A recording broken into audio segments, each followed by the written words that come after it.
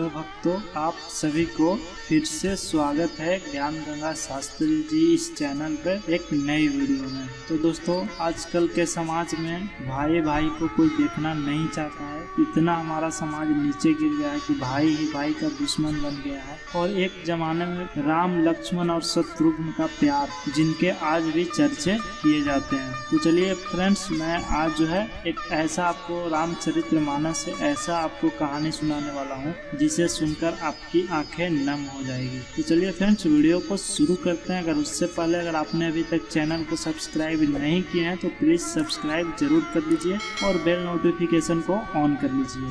तो चलिए friends, video को शुरू करते हैं। तो दोस्तों, बात उस समय की है जब अयोध्या में राम, लक्ष्मण और भरत शत्रुघ्न का जन्म हुआ था। ये बात सभी को पता होगा। रामचरितमानस रचनाकार श्री तुलसीदास जी के मन में राम जी से प्रेम की भावन का संचार उनकी पत्नी रत्नावली ने किया था। इसके बाद तुलसीदास पत्नी को छोड़कर राम भक्ति में लीन हो गए। लेकिन तुलसीदास जी से पहले भी भगवान राम के प्रेम में ऐसे भी हुई है जो 14 साल तक अपनी पत्नी से अलग रहे हैं और राम जी के अयोध्या लौटने के बाद ही अपनी पत्नी से मिले। तो बात उस समय के दोस्तों, जब राम, लक्ष्मण, शत्रुघ्न, भरत अयोध्या जी में राजा दशरथ के घर में पैदा हुए थे। जब राम जी अपने पिता राजा दशरथ के वचन के अनुसार वो जंगलों में चले गए थे, राम, लक्ष्मण और माता सीता, और उनके जाने के बाद 13 वर्ष बीत चुका था। तब की बात है दोस्तों,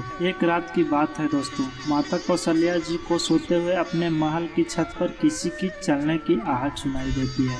नींद खुल गई। उन्होंने पूछा, कौन है? तो ऊपर से सुकृति जी बोले कि मैं हूँ। माँ बोलिए, क्या बात है? फिर कौशल्या माता ने उन्हें नीचे बुलाया। सुकृति जी नीचे आई और माता कौशल्या के चरणों के पास प्रणाम करके खड़ी हो गई।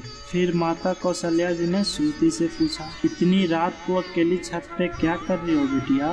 क्या नींद नहीं आ रही है? शत्रुघ्न कहाँ है? इतने में सुकृति की आंखें भर आई और वह कौशल्या माँ की छाती से लिपटकर उनकी गोद में समा गई और बोली, माँ उन्हें देखे तो 13 वर्ष हो गए हैं। यह सुनकर कौशल्या जी का हृदय कांप उठा। इस बात को सुनने के बाद कौशल्या माता ने तुरंत सेवकों को आवाज लगाई और तुरंत शत्रुघ्न जी के खोजने के लिए पालकी तैयार करवाई और वह रात को ही पालकी में सवार होकर वे शत्रुघ्न की खोज में सारे निकल गए। और दोस्तों, यह जानकर आप दंग रह जाएंगे कि शत्रुघ्न जी कहाँ मिले। अयोध्या जी के जिस दरवाजे के बाहर भरत जी नंदीग्राम में तपस्वी होकर रहते थे, उसी दरवाजे के भीतर एक पत्थर की शिला है। उसी शिला पर अपनी बाह का तकिया बनाकर शत्रुघ्न जी लेटे मिले। माता कौशल्या जी उनके पास गई और शत्रुघ्न के बगल में बैठकर उनकी बालों पे हाथ फिराने लगी। शत्रुघ्न उन्हें देखकर उनके चरणों में गिर पड़े।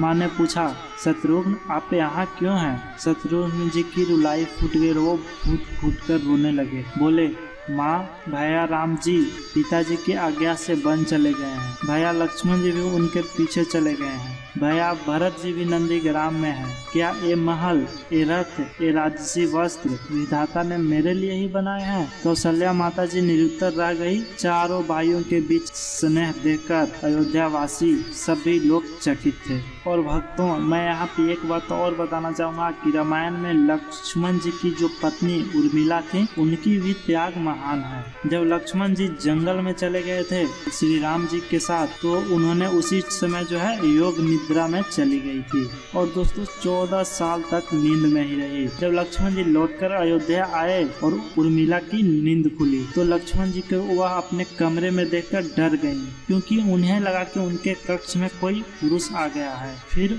उनको माताओं ने बताया कि उर्मिला, ये तुम्हारे पति लक्ष्मण है। तब जाकर दोस्तों उर्मिला जी को यकीन हुआ।